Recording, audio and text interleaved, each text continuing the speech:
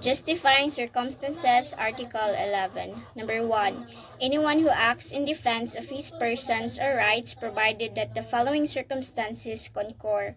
First, unlawful aggression. Second, reasonable necessity of the means employed to prevent or repel it. Third, lack of sufficient provocations on the part of the person defending himself. Anyone who acts in defense of the persons or rights of his spouse, ascendants, descendants, or legitimate, natural, or adopted brothers or sisters of his relatives by affinity in the same degrees, and provided that the first and second requisites prescribed in the next preceding circumstances are present, and the further requisites in the case that the vocation was given by the persons attacked that the one making defense had no part therein. Number 3. Anyone who acts in defense of the persons or right of a stranger provided that the first and second requisite mentioned in the first circumstances of this article are present, and that the persons defending be not induced by revenge, resentment, to other evil motive. Number 4. Any persons who, in order to avoid an evil or injury, does not act which causes damage to another, provided that the following requisites are present. First, that the evil sought to be avoided actually exists. Second, that the injury feared be greater than that done to avoid it.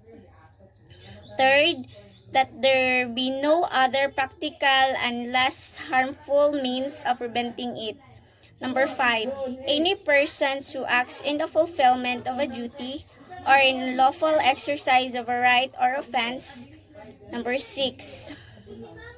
Any persons who acts in obedience to an order issued by the superior for some lawful purpose. Article 12. Circumstances which exempt from criminal liability. Number 1. An imbecile or an inane person unless the latter has acted during a lucid interval. When the imbecile for an insane person has committed an act which the law defines as a felony or delito, the court shall order his confinement in one the hospitals or asylums established for persons thus affected, which he shall not be permitted to leave without first obtaining the permissions of the same court. Number 2. A person under 9 years of age. 3. A person over 9 years of age and under 15 unless he acted with discernment, in which case such minor shall be proceeded against in accordance with the provisions of Article 80 of this code. When such minor is adjudged to be criminally irresponsible, the court, its conformity with the provisions of the preceding paragraphs, shall commit him to the care and custody of the family, who shall be charged with his surveillance and education. Otherwise, he shall be committed to the care of some institution to person mentioned in Article 80. Number 4. Any persons who, while performing a lawful act with due care, causes an injury by mere accidents without fault or intention of causing it. 5. Any persons who act under the compositions of irresistible force. 6. Any persons who acts under the impulse of an uncontrollable of equal or greater injury. 7. Any person who fails to perform an act required by law when prevented by some lawful insuperable cause. Article 13, Mitigating Circumstances. Those mentioned in the preceding chapter when all requisite necessary to justify or to exempt from criminal liability in the respective cases are not attendant. Number 2, that the offender is under 18 years of age or over 17 years in the case of the minor. He shall be proceeded against in accordance with the provisions of Article 80.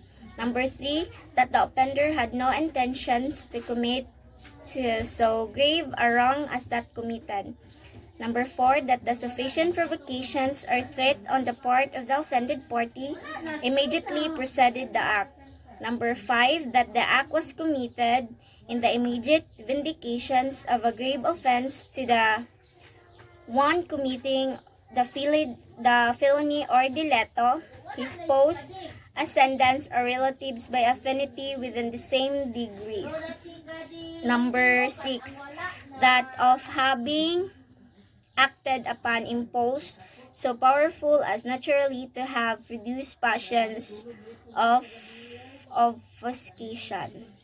Number 7, that the offender had voluntarily surrendered himself to a persons in authority of his agents or that he had voluntarily confessed his guilt before the court prior in the presentations of the evidence for the prosecution.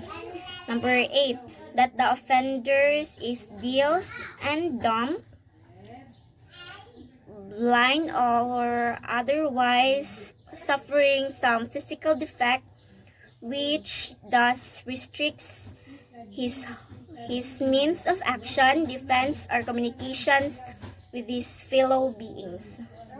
Number 9, such illness of the offender as would diminish the exercise of the willpower of the offender without, however, depriving him of the consciousness of his acts. Number 10, and finally, other circumstance of a similar and the analogous to through above mentioned. Article 14, Aggravating Circumstances. That the advantage be taken by the offender of the public position. Number 2, that the crime be committed in contempt or with insult to the public authorities. Number 3, that the act be committed with insult or in disregard of the respect due to the offended party on account of his rank, age, or sex, or that is be committed in a dwelling of the offended party if the latter has not given provocation. Number 4, that the act be committed with abuse of confidence or obvious ungratefulness. Number 5, that the crime be committed in the palace of the chief executive on his presence or where public authorities are engaged in disregard of their duties or in a place dedicated to religious worship. Number 6, that the crime be committed in the night time or in the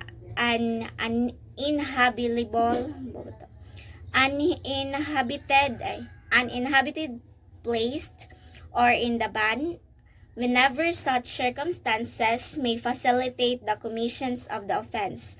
Whenever more than 3 armed malefactors shall have acted together in the commission of an offense, it shall be deemed to have been committed by a band. 7, that the crime be committed on the occasions of a conflagration, shipwreck, earthquake, epidemic, or or other calamity or misfortune. Number 8, that the crime be committed with the aid of armed men or persons who ensure or afford impunity.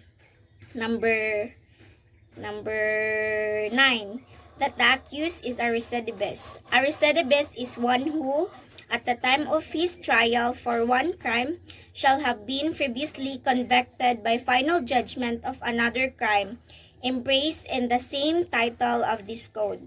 Number 10, that the offender has been previously punished by an offense to which the law attaches an equal or greater penalty, or for two or more crimes to which it attaches to a lighter penalty. And number 11, number 12. Number 12, that the crime be committed by means of inundation, fire, fire, poison, explosion, or stranding of a vessels or international damage detailment of a locomotive, or by the use of any other artifice involving great waste and ruin. Number 13, that the act be committed with evidence premeditation. Number 14, that craft, fraud, or disguise be employed. Number 15, that advantage be taken of superior strength or means be employed to weaken the defense. Number 16, that the act be committed with treachery. So, there is treachery when the offender commits any of the crimes against these persons, employing means, methods, or forms in this execution thereof which tend directly and especially to ensure its execution without risk to himself arising from the defense which the offended party might make. Number 17, that means be employed or circumstances brought about which add ignominy to the natural effects of the acts. Number 18, that the crime be committed after an unlawful entry. There is unlawful entry when the entrance is effected by a way not intended for the purpose. Number 19, that a means to the commission of a crime, a wall, roof, floor, door, or window be broken.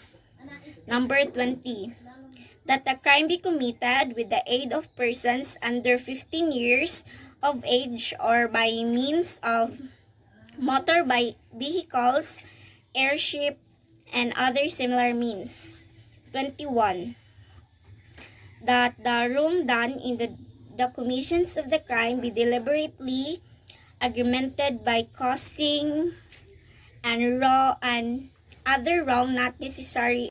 Article 15, Alternative Circumstances.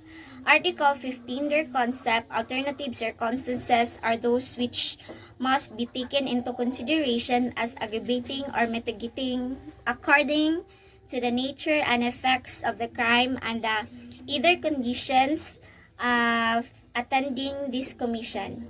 These are relationship, intoxications, and the degree of instructions and educations of the offender. The alternative circumstances of relationship shall be taken into the consideration when the offended party in the spouse, ascendants, descendants, or legitimate, natural, or adopted brother or sisters, or relative by affinity in the same degrees of the offender. The intoxication of the offender shall be taken into the considerations as mitigating circumstances. When the offender has committed a felony in a state of intoxication, if the same is not habitual or subsequent to the plan to commit a felony, but when the intoxication is habitual or international, it shall be considered as an aggravating circumstances.